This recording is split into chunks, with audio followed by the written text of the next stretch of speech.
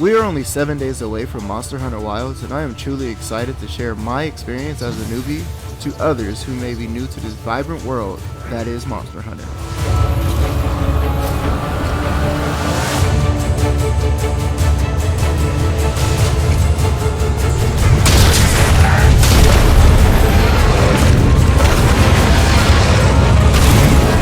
Monster Hunter is addicting. The more things I find out about the game, the more I fall in love with the world. Capcom has truly created something special, from the atmosphere, the art design, and of course, the monsters. Oh my god. I truly love how there's dynamic weather changes that dramatically change how you move about. 1 second, it's a lovely day in the neighborhood.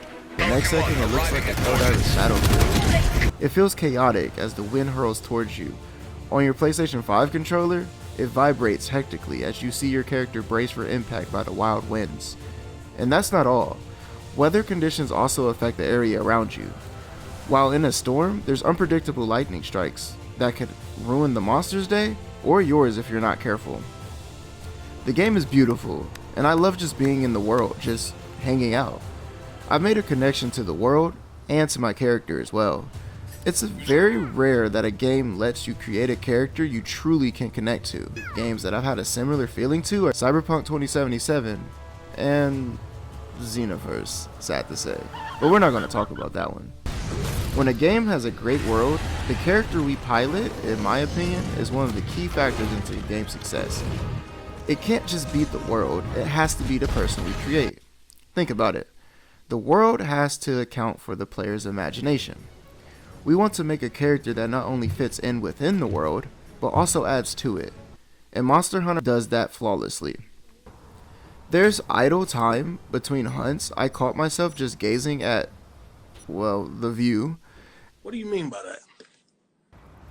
Monster Hunter Wilds make it seems like my character is alive. I like when a game feels so good and I start shifting through the emotes to give my character more character. In my opinion, it makes the world feel more alive every time I log in. I rarely touch the photo mode in games, but I have a feeling I'm going to be taking pictures at every chance I get. The only other games that have drawn my attention to its photo mode was Spider-Man 2018 and Final Fantasy Rebirth. Now, those games are single player games, but what does that tell you? Well, it tells me that Capcom really cares about the world they've created and cares about the player's creation and enjoyment. If you don't lose, you're cool fighting these monsters, that is. Monster Hunter wouldn't be Monster Hunter if it didn't have these monsters. I started Monster Hunter about a year ago to prepare for Wilds, and when I tell you these monsters are insane, I mean it.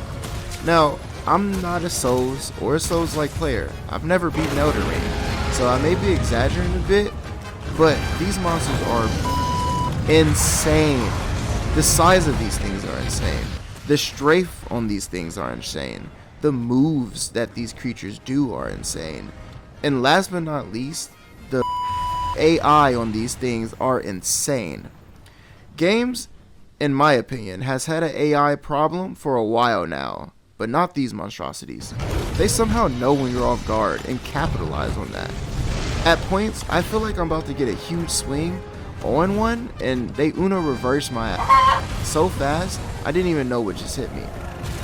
I swear, I was like stalked by a monster from Monster Hunter World to the point I had to leave the expedition and come back later. I was seriously scared. I know, you can grill me in the comments, I can take it, but I had to do what I had to do. In all seriousness though, these monsters are amazing. Feeling of when you finally get the takedown and it's all over just feels rejuvenating.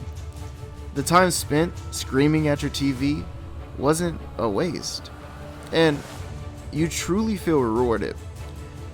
Time to carve the thing up and see what new armor you can make, or weapon, or the sadness of realizing you didn't get enough resources, so you have to make a point and kill it again, and again, and again. Speaking of armor, what I've seen in World is really breathtaking. There's all sorts of mix and match you can do with your armor pieces. I cannot wait to see what they have in store for us in Wilds. The monsters come in all sorts and sizes as well, and there's a few to let your anger out on if you're getting trampled by another, and trust me, you will get trampled. For us beginners, it's going to take some time to get the hang of the complex system in this game, but let's learn together, and let's find our weapon. I started with the insect glaive, and I was on top of the world until Raph smacked me right out of the air. Changed my whole mood. It was so disrespectful, I vowed never to be hit that hard again in my life. So I went to Hammer. I wanted Raph to feel how he made me feel. And I ain't gonna lie, changing a Hammer was probably the best decision I've made in my life.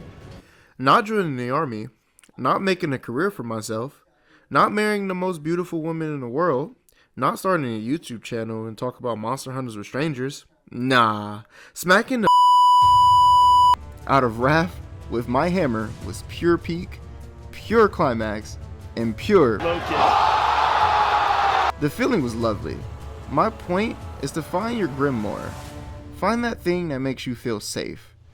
Don't fear these monsters. Find something that'll make them fear you. They didn't buy this game, you did.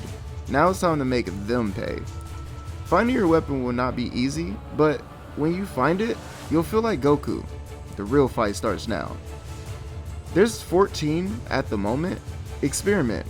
And a good thing to note is that the training room doesn't tell you everything, so you'll have to play around a bit. If you are intrigued by anything that I talked about in this video, I'm glad I could help. Let's start this journey together as new hunters. Let me know down in the comments what your favorite weapon from the beta is, if you did play, and when did you get into Monster Hunter, if you're not a newbie. Be sure to leave a like on the video if you enjoyed it, and I'll see you soon. You did not. Edit out.